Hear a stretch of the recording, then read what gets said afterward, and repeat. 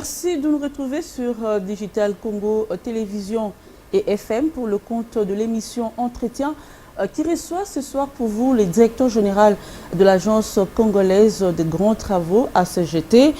Si nous le recevons ce jour, c'est parce que cette agence qui est sous sa supervision totalise 13 ans d'existence. Et donc cette émission, si vous voulez, elle sera plus axée sur les bilans des 13 ans d'existence de l'ACGT. Qu'a-t-elle fait concrètement au pays? Et peut-être on parlera aussi des perspectives d'avenir pour les années prochaines. Monsieur le directeur général de la CGT, bonjour. Bonjour. Comment allez-vous? Très bien. Et comment se porte la CGT?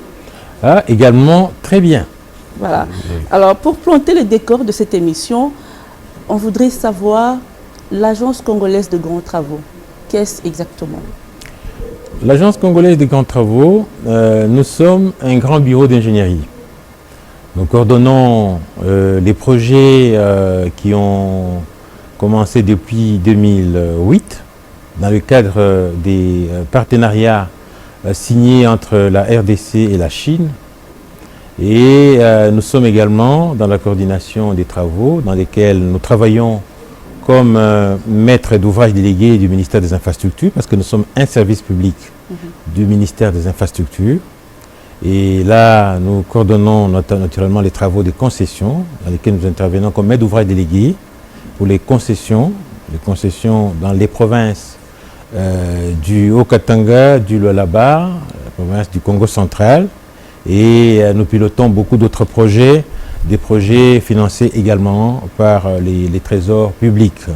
Et je crois qu'aujourd'hui, nous avons un effectif très important des projets sous notre pilotage. Nous approchons presque 3 milliards de projets sous notre pilotage. Donc en termes 3 milliards de projets, donc 2 milliards 900 et un nombre plus ou moins 101 projets pilotés. Et en termes de projets d'études, plus ou moins 81 projets d'études réalisés. Donc ce qui fait que jour pour jour, l'agence travaille à développer des connaissances, à développer des projets, à développer la conception, parce que comme vous savez, pour arriver à réaliser de grands projets d'infrastructure, il y a d'abord un travail en amont. Oui. C'est la conception. C'est arriver à mobiliser le financement, c'est arriver à déterminer le cadre pour attirer les investisseurs. Voilà, donc nous sommes dans les grands travaux. Alors, si je vous ai posé cette question, c'est parce qu'au pays, nous avons plusieurs entreprises qui travaillent sous tutelle du ministère des Infrastructures qui sont dans la construction, la réhabilitation des infrastructures. Il y a l'OVD, il y a l'Office de route, il y a aussi la CGT. C'est quoi la différence entre toutes ces entreprises-là? Très bien. Vous savez, l'Agence congolaise des grands travaux, nous travaillons vraiment de manière très transversale. Nous partageons des champs d'intervention avec beaucoup d'entreprises qui sont des exploitants. Par exemple, je vais vous dire, non seulement nous travaillons dans le ministère avec l'OVD, avec l'Office des routes, qui sont des gestionnaires des réseaux notamment. Nous, par exemple, l'agence, aujourd'hui, nous n'avons pas d'engin pour vous montrer que nous apportons les prestations intellectuelles. Okay. Hein, nous avons des équipements, nous travaillons, nous faisons la maîtrise d'œuvre, nous coordonnons, nous pilotons des projets, nous manageons les projets. Donc surtout, nous travaillons pour développer les connaissances et pour arriver à mettre en œuvre à faciliter la mise en œuvre des projets. Nous bâtissons les règles, nous bâtissons les connaissances, donc nous mettons en place l'expertise qu'il faut, les normes qu'il faut, de manière à ce que les projets se réalisent selon la qualité, en suivant le coût. Et en plus, n'oubliez pas que nous sommes une agence des grands travaux. Et aujourd'hui, la tendance dans beaucoup de pays, c'est d'arriver à réformer l'administration, réformer l'État pour disposer des capacités à attirer les investisseurs. Okay. Et je pense que nous pourrons en parler dans les perspectives que le gouvernement a aujourd'hui dans les différents piliers pour pouvoir moderniser les infrastructures en dotant l'agence des grands travaux de tout ce qui a comme statut juridique nécessaire pour que l'agence joue réellement son rôle d'agence des grands travaux. Donc j'insiste en disant, nous collaborons avec toutes les institutions, pas seulement du ministère des Infrastructures, même en dehors du ministère. Par exemple, nous construisons des usines d'eau par exemple, et quand nous les faisons, nous les laissons à la disposition des exploitants, la régie des eaux dans les cas d'espèces. Et voilà. Donc nous partageons, nous collaborons intimement avec toutes ces structures parce que aussitôt que nous avons fini un projet, ils participent à la réception provisoire et nous leur laissons totalement la gestion et l'exploitation de ces ouvrages. Donc vous nous rassurez qu'il y a une étroite collaboration entre vous et les autres entreprises, il n'y a pas d'interférence. C'est indispensable, étroite collaboration, sans laquelle il est impossible de travailler dans les grands travaux. Okay. Alors dans vos réponses, je décèle tout de suite que vous êtes une structure importante dans la conception, dans la réalisation des infrastructures, mais pourtant on ne vous connaît pas au pays. Quand on parle des infrastructures, des entreprises qui sont commises à cette tâche-là, on voit plus l'OVD, on voit plus l'Office de route, mais la CGT, non. Pourquoi? Ah oui, je crois que là, il faut dire que quand on fait les managements de projets, il faut toujours comprendre que les projets ont, c'est comme on dit, chaque projet a un cycle. Le projet ne vient pas tout de suite à la phase de réalisation. Le commun des mortels aime voir le projet physiquement dans sa phase de réalisation. Mais celui qui manage le projet sait qu'avant que le projet ne soit dans sa phase de matérialisation, il y a d'abord d'autres phases, beaucoup plus importantes, dont des phases liées à la planification, liées au lancement. C'est par exemple la conception. La conception est une phase très souvent invisible, mais parfois elle est même la plus importante phase, plus que la phase de réalisation. Il y a des ouvrages qui requièrent généralement beaucoup plus d'énergie pendant la phase de planification, pendant la phase d'évaluation antérieure, plus que pendant la phase de réalisation. Et nous sommes donc au quotidien, nous travaillons davantage dans cette phase de conception, dans cette phase d'évaluation préalable qui nous permet en même temps d'aider le ministère, en même temps d'aider le gouvernement pour identifier les opportunités dans les secteurs.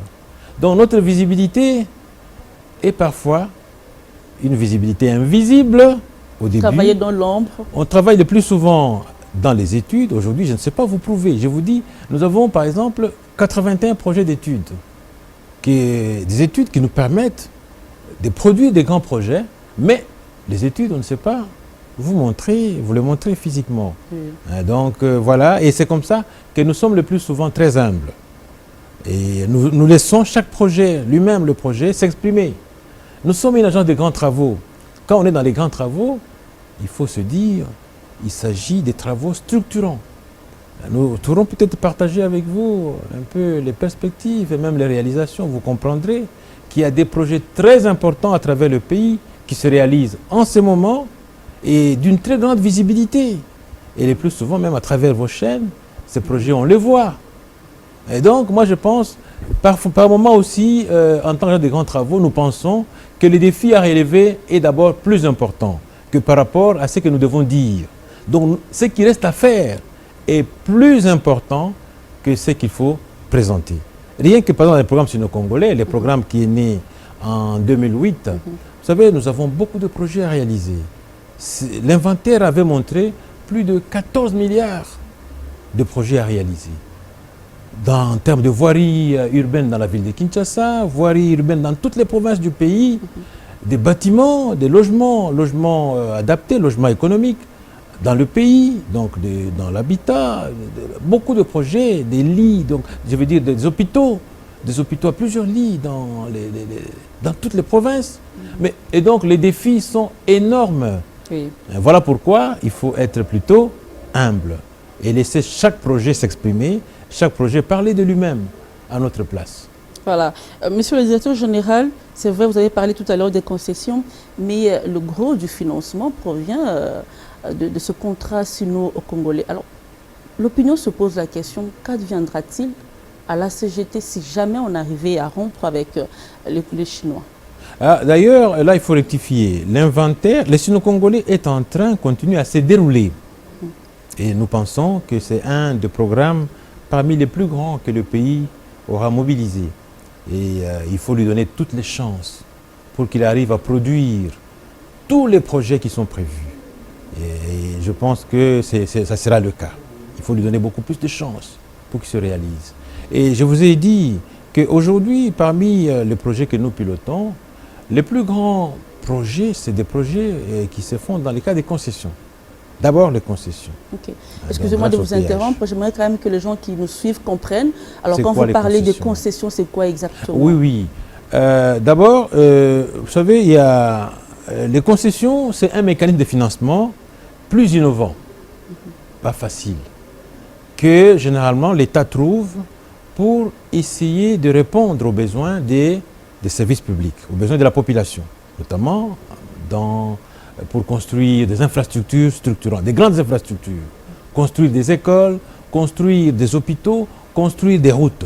Et dans le cas d'espèces, nous avons des grandes concessions routières. Nous avons la concession routière, par exemple, de Matadi-Kinshasa, 350 km, qui aujourd'hui permet de financer la route Matadi-Kinshasa, Matadi-Boma et Boma-Mwanda, et avec d'autres voiries, beaucoup d'autres voiries par exemple, à Kinshasa, à Matadi et dans d'autres villes de la province du Congo central. Et comment se font le financement?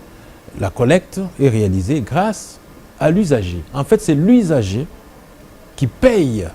Et là, c'est un mode de financement qui ne recourt pas aux contribuables. Okay. Donc, dans la commande publique, n'est-ce pas, il y a un mode de financement qui, lui, recourt plutôt à l'usager. C'est l'usager qui paye et non le contribuable qui paye. Donc, ce n'est pas l'impôt qui paye la route, c'est plutôt l'usager qui paye la route. Et c'est pour ça qu'on organise les péages pour que ce soit grâce à ça qu'un concessionnaire est recruté, il partage le risque et l'État lui confie la responsabilité de concevoir, de construire, d'exploiter et même de maintenir. Et ensuite, à l'extinction de la période des concessions, il remet à l'État les ouvrages en bon état d'exploitation. Et l'État choisit de continuer. Et nous avons donc des concessions encore dans les Hauts-Katanga, la concession Lubumbashi-Kasumbalesa, plus ou moins 91 km, et qui permet aujourd'hui de refaire la route Likasi et plutôt Kasumbalesa-Lubumbashi avec d'autres travaux. Nous avons également la concession Lubumbashi Likasi-Kolwezi qui permet aujourd'hui, même également, grâce à laquelle on a pu construire le pont Lualaba, 710 mètres, le pont Lualaba, et grâce au péage, bien sûr, et à l'apport du concessionnaire. Donc c'est un mode de financement à travers lequel le privé reçoit la charge de mobiliser, il mobilise le financement, il fait la collecte, il construit et il développe. Et avec ça, il y a un grand développement. Il y a également une concession neuve qui est née, c'est la concession de la route Sakanya-Kasumbalesa. Et là, ça fait 150 km. Je crois que tout récemment, vous avez vu beaucoup d'images de cette grande concession qui est en train de se développer depuis bientôt, depuis 2020, et qui prend de l'ampleur. Et là, c'est un investissement important. Et nous sommes également en train de discuter pour que dans une brève échéance, nous puissions développer la concession de Kasomeno, et là nous sommes dans les Hauts-Katanga, Kasomeno, Kasenga, vers la Zambie. Okay. Et donc ce sont des concessions qui donnent beaucoup d'opportunités. En vérité, c'est un mode de financement qui ne peut se réaliser que là où la route est rentable. Oui. Et, vers les frontières. Oui, généralement vers les frontières, où on profite avec les trafics des pays voisins, avec les échanges justement avec les pays voisins. Okay. Donc ce que vous êtes en train de nous dire, monsieur le directeur général, c'est que les portes de la CGT sont grandement ouvertes à tout investisseur qui désire venir investir dans le domaine des infrastructures, par exemple, dans les cadres des concessions. Ah oui, nous sommes une agence de grands travaux, très utile pour le développement du pays. Je crois que vous avez vu le programme du gouvernement. Le pilier 8 parle de la modernisation des infrastructures. Et quand vous regardez ces programmes, le gouvernement a prévu réellement de pouvoir réformer l'Agence congolaise des grands travaux pour la rendre encore plus attractive, pour qu'elle joue réellement son rôle d'agence des grands travaux, de manière à donner plus de visibilité, de manière à faire la révision de la qualité des grands projets dans le pays. Alors, donc je crois qu'il y a beaucoup d'attentes. Je voudrais quand même revenir sur la collaboration entre la Chine et la République démocratique du Congo. Alors la question que les Congolais se posent aujourd'hui est de savoir est-ce qu'il y a adéquation entre ce que les Chinois prennent en termes de minerais et ce qu'eux nous produisent en termes d'infrastructures. Oui, d'abord là, il faut signaler une chose, c'est que les contrats de partenariat signés en 2008 prévoit naturellement, avait d'abord prévu au départ, vous vous rappelez, on avait parlé de 3 milliards d'investissements dans les infrastructures et 3 milliards dans les mines au départ. Malheureusement, avec les ajustements qu'il y a eu progressivement, on a dû plafonner les interventions dans les infrastructures à 1,53 milliard de dollars. Et aujourd'hui, nous sommes plus ou moins à 822 millions seulement. Mais c'est pour vous dire que qu'est-ce qui garantit la viabilité de ce programme, de ce partenariat? C'est d'abord la mise en œuvre, la création de la SICOMINE. Et la SICOMINE met en œuvre des mécanismes pour créer une grande usine, la sino-congolaise des mines, qui est une usine moderne et qui aujourd'hui a déjà commencé l'exploitation. Et il y a eu certes quelques difficultés liées à l'alimentation énergétique de l'usine, de manière à assurer une meilleure production. Mais ce qui, depuis un temps, avec l'usine, avec le projet du barrage de Boussanga, les choses se passent très bien. Très bien, et nous pensons que c'est un projet qui a beaucoup plus de chances parce qu'il y aura réajustement et les choses vont bien se passer. Voilà. Monsieur le directeur général de la CGT, vous venez de totaliser 13 ans d'existence. Alors, qu'est-ce que les Congolais peuvent retenir du parcours de la CGT jusqu'ici? Eh bien, les Congolais peuvent retenir qu'il y a une agence qui a marqué réellement en termes de parcours. Vous savez, nous avons eu un plan stratégique de développement qui a conduit tout ce que nous faisons de 2014 à 2019. Et après 2019, nous avons bâti un nouveau plan stratégique de développement. Un plan stratégique qui couvre aussi 5 années. De 2019 à de 2020, cette fois-là, à 2024. Nous visons à l'horizon 2024, en tout cas, devenir une grande agence qui internationalise ses prestations. Aujourd'hui, nous sommes réellement... C'est très ambitieux, ça. Très ambitieux, et il faut le faire. Nous avons, jusqu'aujourd'hui, nous rangeons plus ou moins 24 objectifs stratégiques. Au nombre desquels, un objectif stratégique, c'est l'objectif qui recherche la qualité. Parce que très souvent, on aime parler de la qualité. Donc, nous recherchons la qualité. Alors, la qualité, et là, nous mettons en place, nous serons parmi les structures en Afrique qui seront certifiées ISO 9001. Et nous, certifiés en quoi? Certifiés dans la conception et dans le management des projets d'infrastructure. C'est comme ambition, c'est trop grand. Et c'est comme ça que nous nous employons. Nous nous employons pratiquement à mettre en place une expertise de haute facture. Aujourd'hui, l'agence, nous travaillons réellement pour développer les connaissances. Parce que nous savons que la compétitivité, aujourd'hui en 2021, en 2022, jusqu'à l'horizon 2024, la compétitivité plutôt se dessine en termes de connaissances. Nous travaillons pour devenir plus compétitifs. Et c'est à ces prix que nous allons être plus utiles pour le développement des enfants dans notre pays.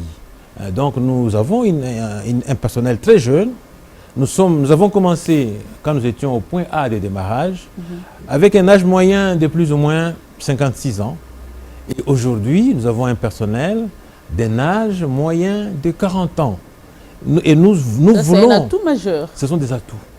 Et nous voulons encore davantage diminuer cet âge moyen, arriver à 35 ans d'âge moyen. Et ça, c'est l'objectif à l'horizon 2024. Donc, nous allons devenir un bureau d'ingénierie très performant, très compétitif, très dynamique, très prospère. Et nous voulons que les Congolais se sentent attirés à venir travailler à des grands travaux.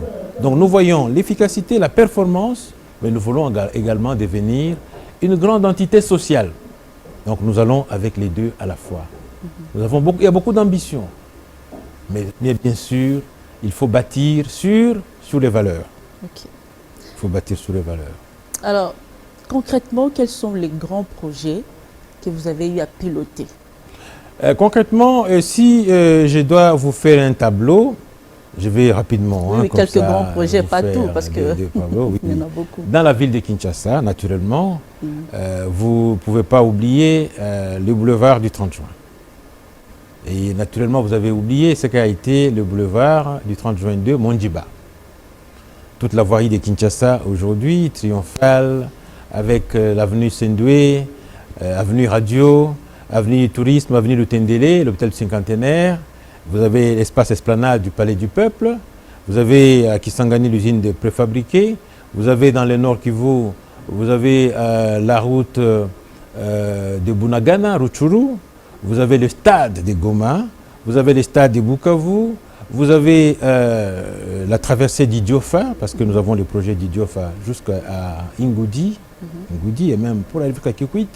Vous avez dans le Kasaï, nous avons la route plus ou moins 16 km de Mbujimai à Moneditou. Et nous avons le pont Lomela dans les Sankourou. Nous avons naturellement à Kalemi le boulevard, un grand boulevard de plus ou moins 12 km sur une partie. Et ça, c'est un très grand boulevard, très moderne. Vous avez plusieurs bretelles. Vous avez l'usine, j'ai parlé de l'usine de captage, l'usine de fabrique Sangani, mais l'usine de captage d'eau potable à Kamina. Donc, et nous avons des projets, le projet de stade, j'ai parlé du stade de Bunia, je crois que j'en ai parlé, Bunia. Tout à l'heure, sous les images, j'ai vu un stade. Oui, je crois qu'il y a Goma, il y a Bunia, il y a... peut-être vous avez aussi vu Kalemi, c'est possible. Oui. Et donc, et nous avons comme ça beaucoup d'autres projets. Nous avons à Kinshasa un projet phare, ça va être l'autoroute des centres-villes aéroports. Et nous avons le projet de rocade, parce que nous sommes une agence de grands travaux, rocade de la ville de Kinshasa, ici à Kinshasa. Donc c'est des projets qui vont changer complètement la configuration urbaine dans la ville de Kinshasa. Nous avons des projets de parking public à Kinshasa. Ah oui, ça c'est un problème sérieux à Kinshasa. Et d'ailleurs, même dans le reste du pays. Oui. Et puis, nous avons des projets dans tous les territoires de la République. Les 145 territoires de la République, il y a donc des projets à caractère totalement social, projets d'écoles, projets d'hôpitaux, que le gouvernement tient absolument à pouvoir construire grâce donc à ces programmes sino-congolais. Donc il y a beaucoup de projets, des projets assez impressionnants. Et là, je parle essentiellement de projets qui ont une visibilité. Voilà. Alors tout à l'heure, vous parliez du projet de l'usine des préfabriqués à Kisangani. Oui. Est-ce que cette usine est à pied d'œuvre, elle fonctionne? Non, disons que l'usine est terminée. L'usine est terminée. Et vous avez vu à Kinshasa quelques maisons témoins. On en a construit ici à Kinshasa, à hauteur de l'aéroport de Ndjili. On a construit des maisons témoins pour montrer. Nous avons des panneaux qui ont été produits à Kisangani. Et l'usine a la possibilité de produire des panneaux. Et avec ça, nous avons donc l'occasion de construire des maisons en préfabriqué. Mais il faut maintenant un nouveau partenariat. Il faut créer un partenariat pour développer l'immobilier. Alors, vous avez bien fait de parler des projets réalisés ici à Kinshasa, mais il y a un projet qui inquiète quand même les Kinois. Il s'agit de la route Nzolana. Ah, ok. Vous avez entrepris les travaux en 2016 Oui. et jusqu'à aujourd'hui, les travaux n'ont jamais été achevés. On me parle d'un kilomètre à peine. Non, en fait, il faut avouer que c'est un projet très prioritaire pour le gouvernement. Et vous avez suivi le ministre d'État dans une des interventions. Il a eu à rassurer. Et donc, ce projet va reprendre. Il va être financé. Les soucis avaient été dans sa phase première, de pouvoir d'abord stabiliser les érosions. Rappelez-vous qu'une grande érosion avait ravagé l'espace qu'on appelle l'espace Verkis. Et c'est un espace qui était complètement parti, des maisons sont parties. Et c'est comme ça qu'on a dû s'accrocher d'abord à s'atteler à la lutte anti-érosive et à construire le pont Maya Pembe, comme on peut bien l'appeler, un pont, et puis qui permet de faciliter déjà le déplacement. Et en tout cas, je suis sûr que dans un avenir très proche, nous ne voulons plus continuer à annoncer les dates, mais c'est sûr, à Kinshasa, on doit rassurer que ce projet très important, en tout cas, il va se réaliser. Donc que les riverains prennent leur mal en patience. Ils n'ont qu'à prendre leur mal en patience. Nous avons déjà identifié tout ce qu'il faut dégager pour que l'emprise de la route soit respectée. Nous avons cherché à mobiliser un montant de 1 400 000 $ pour pouvoir payer tous les riverains qui devront dégager la route. Et après ça, ce sera effectivement les travaux proprement dits. Okay. Donc il y a de quoi rassurer. Au pays, il y a eu quand même un débat sur la qualité des travaux, des ouvrages réalisés par vos partenaires chinois. Alors, au début, on attribuait ça au tâtonnement, c'est une nouvelle région, ils ne maîtrisent pas encore le sol. Alors, aujourd'hui, c'est toujours d'actualité ou c'est un débat qui est dépassé? Non, moi je crois qu'il faut, généralement dans ces débats, on a toujours voulu que les gens apportent toujours des preuves. On a parlé à un moment donné d'une fissuration sur le boulevard du 30 juin.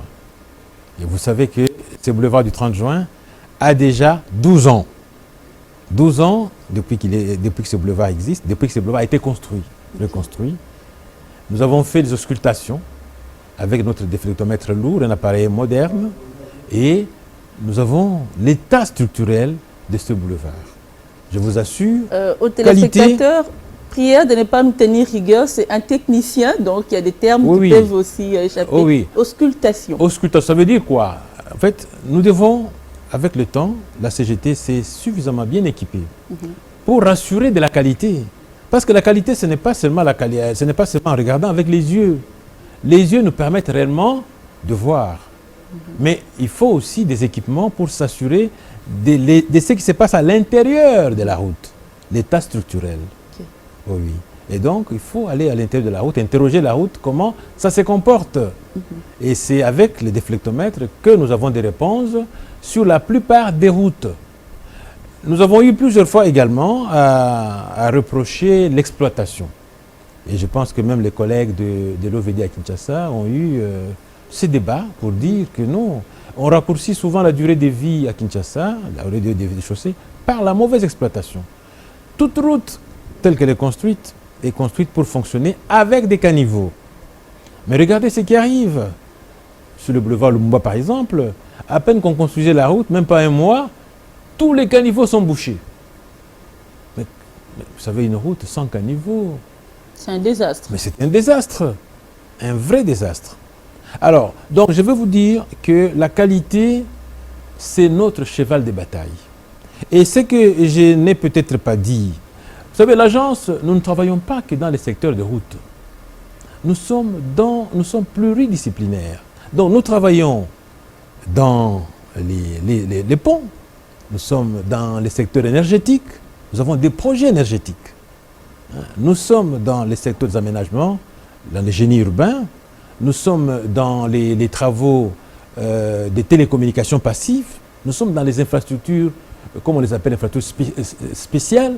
Et dans tous ces projets, nous sommes en train de mettre en place les mécanismes de suivi, de contrôle de la qualité. Voilà. Donc la qualité nous intéresse. Et quand je vous ai dit que nous allons être certifiés ISO 9001 dans la conception et dans le management, ça veut donc dire quoi? nous allons accroître notre crédibilité. Et ce que nous allons faire, nous, agence de grands travaux, aura de la crédibilité par rapport aux clients. Donc nous avons mis l'utilisateur comme centre de notre préoccupation. Donc celui qui utilise la route est considéré pour nous comme étant le client. Et nous regardons ses préoccupations. Voilà. Et donc la qualité pour nous nous intéresse. Nous avons tous les indicateurs nécessaires pour assurer que nous maîtrisons la qualité. Que tout est fait dans les normes. Oui, oui, que tout est fait dans les normes. Ne vous en faites pas, je crois qu'il faut que les débats soient élevés. C'est les débats sur la qualité, c'est également les débats sur le coût, c'est également les débats sur les délais. Parce que quand on dit qu'on manage le projet, on met l'accent sur les triangles d'or, comme on l'appelle, c'est-à-dire sur la qualité, la consistance du projet, sur le délai et sur le coût. Okay. Alors pour ceux qui nous prennent en cours de diffusion, nous recevons ce soir le directeur général de l'Agence congolaise de grands travaux, M. Médard Ilunga. Avec lui, nous parlons des 13 ans de l'existence de cette grande agence. Alors Monsieur le directeur général, parlons de la politique que vous mettez en place dans la sélection de projets qui doivent être entrepris. C'est fait de manière aléatoire? Comment ça s'opère le choix? Ah ok. Alors ça, vous devez d'abord noter une chose. C'est que notre pays, la RDC, a un indice de développement des infrastructures très faible. Ça veut dire que le besoin d'infrastructures est très, très, très fort. Et la pression des besoins est forte. Ça, d'abord, il faut noter. Donc, le déficit en infrastructure est très, très, très, très fort. Alors, ça, c'est pour vous dire quoi? Pour vous dire que la sélection doit naturellement obéir à certaines priorités. D'abord, il y a des centres, des coins, des sites qui, par leur position, sont déjà attractifs, attirent un investissement routier, par exemple. Parce qu'il faut d'abord beaucoup plus parler de la route. De par sa position géographique. Rien que la position d'un centre, la position des infrastructures existantes, permet à un centre d'être attractif. Et d'attirer déjà, il peut capter un investissement. Ça oriente aussi le choix d'un centre. Okay. Un deuxième point, c'est les besoins de connexion, de la connectivité. Un centre peut juste avoir besoin de 5 km pour la connectivité. Et c'est tout ce qui lui manque pour que sur le plan commercial, les échanges soient améliorés. Et donc, ça, c'est une priorité tout de suite. Alors, il peut aussi y avoir, et ça, c'est arrivé plusieurs fois, la nécessité de faire un rééquilibrage économique des régions. C'est comme ça que le gouvernement a souvent la latitude, étant donné que c'est sa charge de financer les infrastructures, à pouvoir dire non, écoutez, maintenant, par exemple, nous allons doter toutes les provinces, par exemple, de la voirie urbaine. Vous voyez. Donc, la nécessité à le faire de manière très équilibrée. Ça, c'est une décision qui peut bien tout de suite être prise. Donc, j'insiste en disant que la pression des besoins fait que, normalement, il faut absolument hiérarchiser les interventions. Il faut prioriser, il faut commencer quelque part pour que de ces quelque part, on puisse trouver de quoi aller investir ailleurs. Je peux vous donner des exemples. On a commencé par exemple par arranger la route Likasi-Kolwezi. Les gens peuvent bien se rappeler qu'il était difficile d'accès. Aller de Likasi à Kolwezi, c'était très difficile. Mais il a fallu commencer par Likasi-Kolwezi pour que vous ayez de quoi, par exemple, financer l'axe de Luambo vers, par exemple, Mitwaba, vers Manono et consorts. Vous voyez. Donc, il y a lieu, chaque fois, d'avoir cette façon de prioriser en se disant, il faut chercher le moyen, et grâce à ce moyen, on va aller maintenant attaquer d'autres endroits. Parce que le financement des infrastructures, ce n'est pas facile. Je vous assure que pour arriver à construire les routes, il faut mettre en œuvre beaucoup d'énergie pour trouver les financements. Donc il faut prioriser absolument les projets. Monsieur le directeur général, que diriez-vous à ceux qui pensent qu'il y a de la pesanteur politique sur le choix que vous opérez dans les projets réalisés? Et j'aimerais que vous fixiez la caméra pour rassurer vraiment la population. Oui. Ben non, moi je vais vous dire que de manière générale, les défis sont énormes. La politique du pays vise à ce qu'on dote toutes les provinces. Toutes les provinces ont besoin d'avoir des infrastructures qui sont durables, des infrastructures résilientes. Toutes les provinces. Mais j'insiste en disant que les budgets pour doter toutes les provinces ne sont pas déjà à la hauteur. Elles ne sont pas disponibles, je veux dire. Et il faut absolument quelques mécanismes d'hiérarchisation. Il faut commencer toujours dans un certain ordre, naturellement. Et j'aime aussi vous dire que dans tous les projets, partout, il y a toujours aussi, vous savez, l'attractivité, la population elle-même peut aussi exercer une attractivité. J'ai vu par exemple, j'ai vu à Butembo, je vais vous donner un exemple, une population attirer tout de suite un projet. La population elle-même a commencé à dégager une route, la traversée de Butembo. La population elle-même a commencé à détruire ses propres maisons. La population elle-même a tout dégagé. Et en disant, voilà, nous vous donnons toutes les opportunités pour venir passer avec votre investissement. Donc moi je pense que la politique peut certes naturellement donner un point de vue, mais la politique a toujours besoin des outils, outils de décision, outils d'analyse. Donc notre devoir à nous, c'est quoi? C'est de donner plus d'outils. C'est comme ça que nous travaillons à donner beaucoup d'études. Et ça a fait défaut dans notre pays. Je vous assure que quand aujourd'hui je vous parle de 81 projets d'études qui ont été réalisés, ça n'a pas été facile.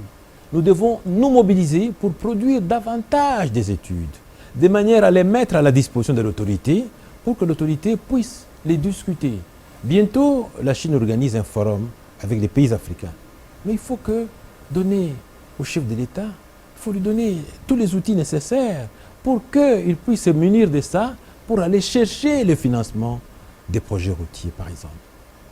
Nous sommes en train de discuter avec des partenaires et nous regardons comment structurer certaines interventions, avoir un projet énergétique, avoir un développement immobilier, impliquer les privés, donc mettre en place des mécanismes parfois innovants. Ce sont autant d'outils. Nous travaillons à tout ça. C'est nous qui devons travailler. Chacun doit se sentir responsable pour apporter à l'État les outils nécessaires pour l'aider à décider. Okay. Alors, monsieur le directeur général, il y a une année, le pays était tenu en haleine par un procès dit de 100 jours où on a vu les mandataires des entreprises publiques être arrêtés parce qu'ayant détourné l'argent alloué aux travaux des 100 jours. Et la CGT a échappé. Comment ça? Voilà. En fait, d'abord, la CGT a échappé simplement parce que aussi nous n'avions pas certains projets qui ont connu des problèmes.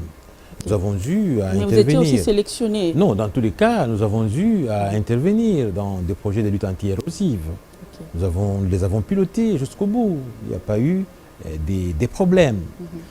Donc, les questions liées au détournement, c'est des questions qu'il faut peut-être regarder au cas par cas, parce que je sais qu'il y a beaucoup d'entités qui ont eu beaucoup de problèmes, alors que ces entités avaient sûrement beaucoup d'arguments à présenter. Et puis, le plus important, vous savez, moi je pense dans tout ça, et c'est là que je félicite naturellement le programme. Dans le programme du gouvernement, on insiste à un certain niveau sur le devoir de redevabilité. Nous tous, tels que nous travaillons, nous tous, à tous les niveaux, nous devons nous sentir redevables. Nous tous. Et aussi bien IGF, aussi bien nous les mandataires publics, aussi bien les membres du gouvernement, tout le monde, nous devons nous sentir redevables. Et ça, c'est le plus important. Et cela veut donc dire que nous devons être comptables de nos actes. Pourvu que cela se réalise dans la justice. C'est cela qu'il faut tout simplement mettre en place.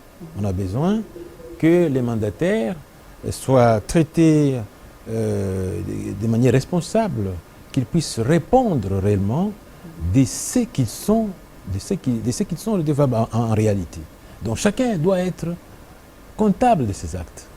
Voilà. En parlant de l'IGF, actuellement les mandataires publics sont dans son viseur. Alors vous, en tant que mandataire public aussi, comment vous vivez ce moment? Non, mais je vais vous dire qu'il ne passe jamais à une semaine, par exemple, sans que on puisse nous inviter à la police judiciaire, sans que nous soyons appelés ici ou là. Disons que chacun doit savoir faire son travail. Vous voyez, nous voulons que chacun fasse son travail.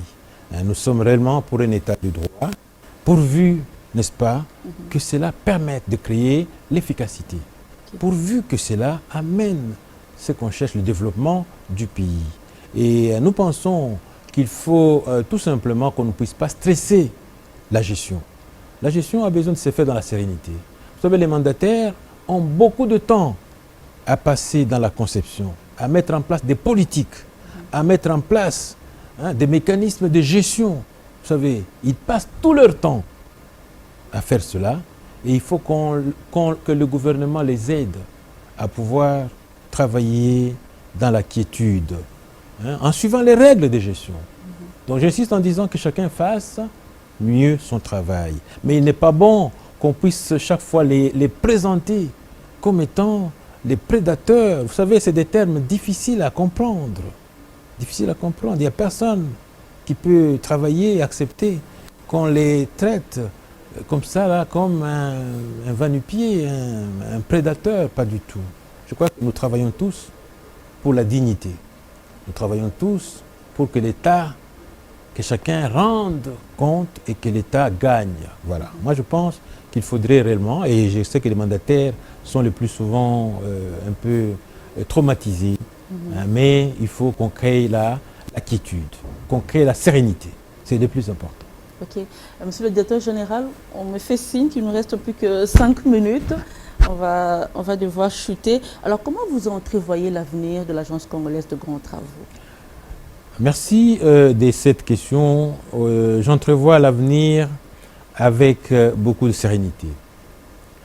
Je vous assure que construire une agence comme la nôtre est une tâche qui mobilise beaucoup d'énergie. Il faut beaucoup travailler. De manière générale, pour aller d'un point A faible à un point B, un point de performance, il faut beaucoup travailler. Et aujourd'hui, nous sommes attentifs tous pour que, ensemble avec tout le personnel, nous puissions mettre en place des outils nécessaires, des outils qui nous permettent de devenir une agence de grands travaux. Ça veut dire une agence qui a les connaissances qu'il faut, une agence qui est bâtie sur un référentiel international. Nous sommes en train de travailler dans un réseau de partenaires, de grands partenaires. Si je vous dis que les grands partenaires, même les partenaires chinois avec lesquels nous travaillons, c'est des partenaires de grande renommée internationale. Nous travaillons avec des partenaires, Italfer et tous les autres, des grands bureaux d'ingénierie, et je vous assure que c'est un travail de longue haleine, et nous pensons qu'il faut que l'ensemble du personnel de l'agence intériorise les objectifs. Je vous ai dit que nous avons un plan stratégique, ce n'est pas une tâche facile, et ce plan stratégique nous oblige à ce qu'à la fin de 2021, nous arrivions à un niveau de maturité, comme nous l'appelons, un niveau de maturité des niveaux 3, niveau 3 de maturité.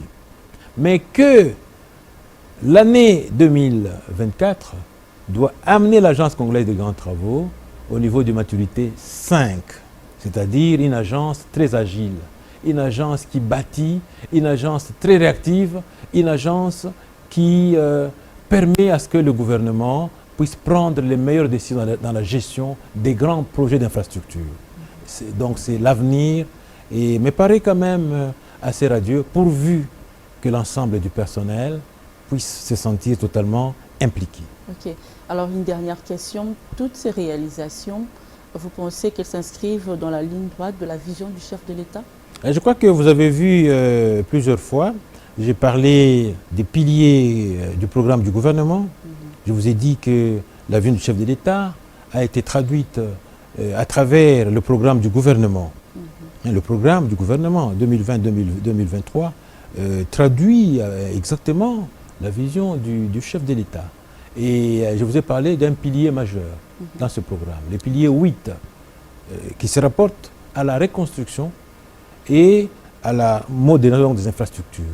Et dans ces piliers, l'Agence congolaise des grands travaux connaît un rendez-vous majeur. Donc, nous allons travailler, et nous travaillons sérieusement chaque jour pour que nous puissions travailler dur pour développer les infrastructures structurantes, les grands travaux nécessaires pour le développement de notre pays. Et c'est en regardant chaque jour une grande visibilité, une visibilité sur 15 ans, sur 10 ans, sur 20 ans, sur 30 ans, et c'est à ce prix que nous dirons que nous sommes en train d'apporter une grande contribution au développement de notre pays. Monsieur le directeur général, merci. C'est nous qui vous disons merci. Le mot de la fin, c'est d'abord aussi à vous remercier, vous, Digital Congo. Je réalise que c'est la première fois que je viens à Digital Congo. Heureusement, ça coïncide avec 13 années d'âge de notre agence. Oui. Et je pense que nous allons bâtir réellement un lendemain de collaboration et pour une plus grande visibilité. Voilà. Donc, vous êtes la bienvenue. Merci, monsieur le directeur général. J'espère que ce n'est pas la dernière fois qu'on vous reçoit sur ce plateau. Merci. Voilà, c'est la fin de cet entretien. Merci de nous avoir suivis. Je rappelle qu'on recevait monsieur Médard Ilunga, qui est directeur général de l'Agence congolaise de grands travaux. Très bon suite des programmes sur nos antennes.